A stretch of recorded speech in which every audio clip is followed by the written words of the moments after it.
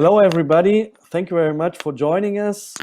Today, we are talking about, in this Firechat, about innovation of European SMEs, the small, medium-sized enterprises.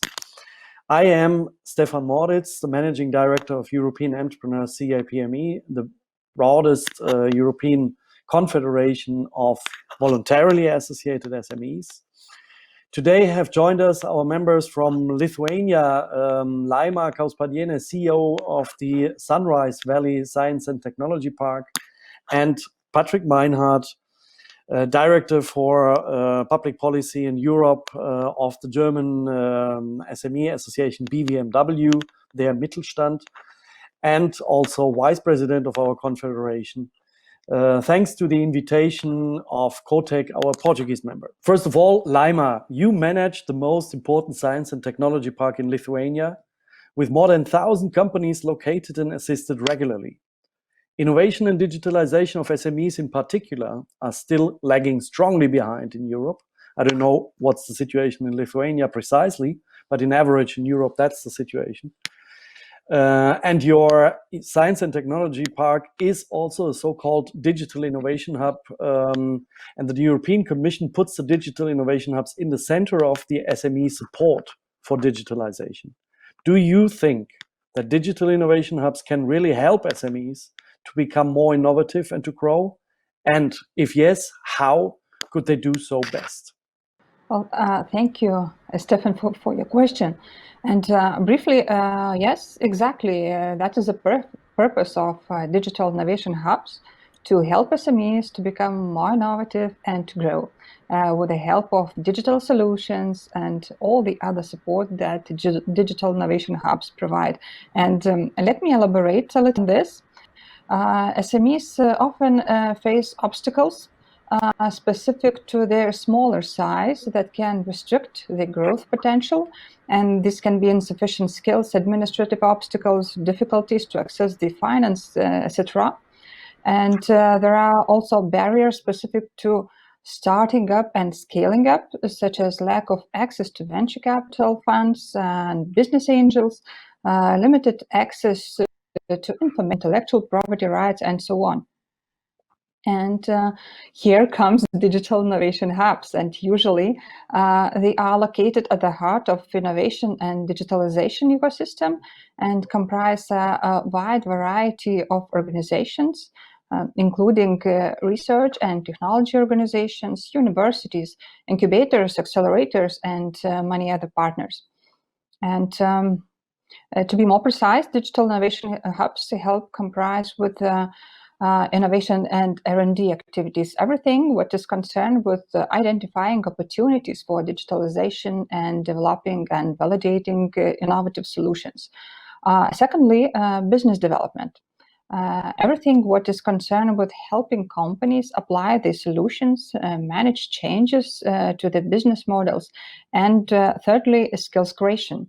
And everything when it comes to building innovation capacity by enriching human capital and answering the question of what needs to be done. If that is part of a question, I must admit that already exists a number of programs and projects for digital hubs that assist SMEs. But I would like to pay special attention to the aspect that it is necessary to strengthen the collaboration and networking of existing hubs.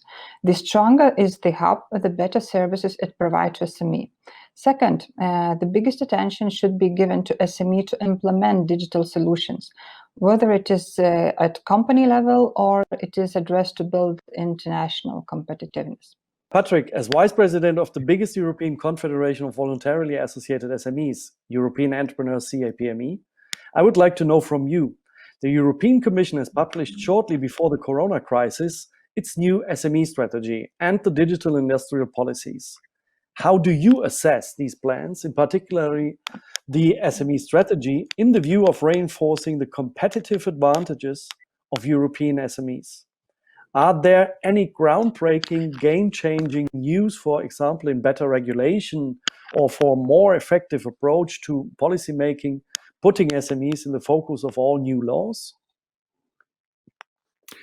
Thanks a lot for this very, very important question. Let me clarify for our audience that we are talking about the industrial strategy that were presented by the European Commission in March, especially the new SME strategy for sustainable and digital Europe, which is only a little part, and I would say it's only a too little part of this industrial strategy.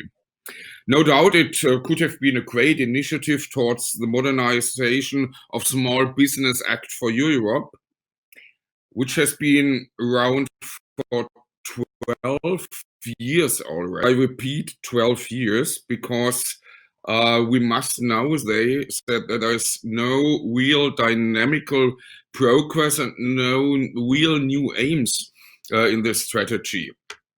Namely, 2 out of the 3 pillars of the new SME strategy are exactly the same as in the year 2008. Regulatory burden and access to finance. The SME test is still not implemented properly. There are only few examples of an appropriately executed and full-fledged SME test. Moreover, the one-in, one-out regulation is presented as a new idea, which anyway hasn't been implemented accordingly all along. The SME envoy of the European Commission exists since in us. The new SME strategy lacks fresh ideas. All the aspects that are crucial for a healthy functioning of an SME either is not applied at all or only to some extent. So the idea of a real dynamical new SME strategy hasn't been given us in March with this paper. Thank you very much, Patrick. Laima, the SMEs have often only a very marginal role in research and development and also in innovation projects.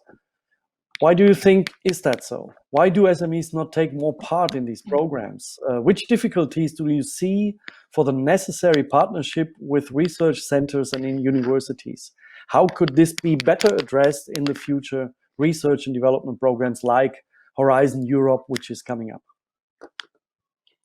Well, I think that there are 2 significant barriers for business and science collaboration to start and to successfully run R&D and innovation projects.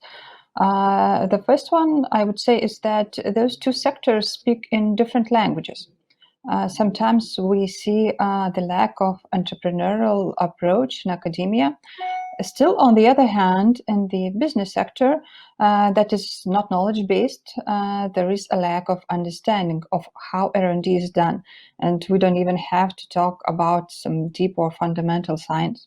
But I believe that this barrier can be overcome with time, because more and more those 2 sectors work together, more they understand each other, and with time collaboration becomes a daily routine. But to achieve that, a close collaboration is needed, and where to start, the question is what to do. And here we come to second barrier, which is a lack of funds to start the partnership, the very start.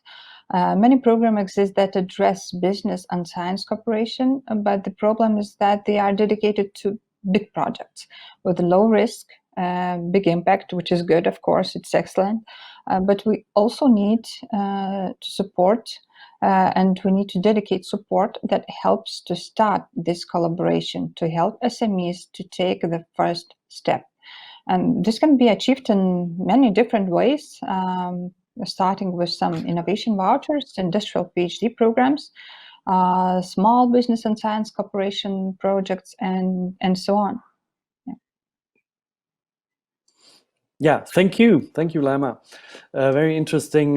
Patrick, the European Commission talks about the so-called twin transition, which is lying in front of us, meaning the transition towards a CO2 neutral economy until 2050. We call it also the New Green Deal, and the digital transformation, of course. Both challenges Europe and SMEs in particular in particular very much. Don't you think this might create major problems? And with the economic crisis that we have now in 2020, will expose many smaller companies to give up? How could that be prevented best, in your opinion? I would say it's crucial for our companies. Despite the fact that more and more SMEs have a commitment in this regard, particularly now after the Corona crisis, limits to economic activities, there are really not enough prepared to go forward with a winning strategy.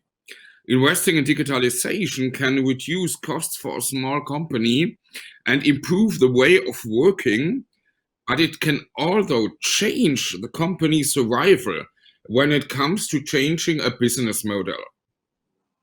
But what is very important as BVMW, we already started 4 years ago with a project called, in German, Gemeinsam Digital, in English, Together Digital, supported by the German Federal Ministry of Economy, where we run own competence center for digitalizations of SMEs. Also, I would say a digital innovation hub as Sunrise Valley. We have reached, and this is a very impressive number, we have reached here more than 50,000 companies in these 4 years, assisting them to find their own way to digitalization. As European entrepreneurs, at the other side, we have implemented a project called Digitalize SME with the support of DG Connect. Here we have nearly 70 companies all over Europe. They have been assisted by so-called digital enablers that went into the companies and found tailor-made solutions.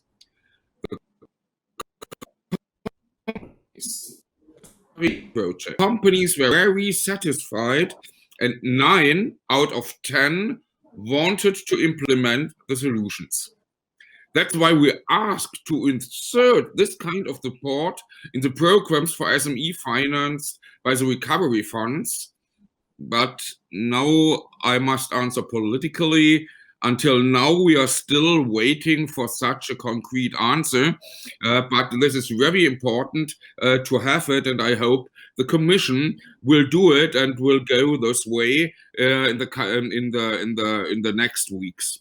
However, after the crisis, we should also bear in mind that speeding up the transition towards a climate neutral Europe now could overload our capacities. Companies must first recover and invest in future technologies and democracy are two sides of the same coin. After that, investments into a lower climate impact might be possible. And this is very important because this sentence I have to add, in the new Green Deal, there is too many state economy and too less market economy. And this would be an adding aspect we need as European entrepreneurs. Thank you. Yeah, it is indeed really a challenging situation. But the crisis has to be overcome, and we must find the best way out of it. Laima, you have in your science and technology park also many young entrepreneurs and young researchers from Lithuania. Some of them have maybe been born even during the times of the former USSR, when Lithuania was part of that country. However, how do they see Europe and its opportunities compared to its neighbor Russia, for example, also compared to the US and China? Is Europe perceived by them as a chance or as a limit? Well, of course, Europe is a chance. It is a great place to start and to grow the business. We don't have only to think about doing the business, but also about having a happy life for every and each of our citizen. And a year ago, I was in the United States. Europe is very often compared to United States in terms of doing business, competitiveness, and so on. But what I heard there, I was in Silicon Valley. I heard that if you want to live the American dream, move to Denmark.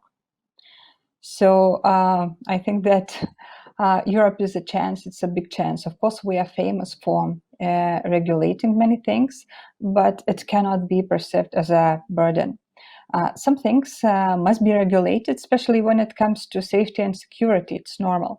But definitely, Europe is a bridge for startups, especially with so many financing instruments delivered by the European Union that opens very wide opportunities for networking and scaling. And as a good example, I would like to point the Pan-European Network of Knowledge and Innovation Communities by the European Institute of Innovation and Technologies that provides enormous opportunities for SMEs to accelerate, to scale, to educate and network. And many young people, many startups, universities and other organizations take part in the activities, and they use all the benefits that knowledge and innovation communities provide. So I would encourage everyone to use this opportunity and to join. Great. Thank you very much, Laima. So for the young entrepreneurs and the young researchers, Europe is an opportunity. Of course, many of them now maybe had a career idea, but unfortunately, due to this pandemic, we are in a big crisis. Millions of companies might risk to fail, and tens thousands of millions of employees might lose their jobs. I think we still have not yet seen everything.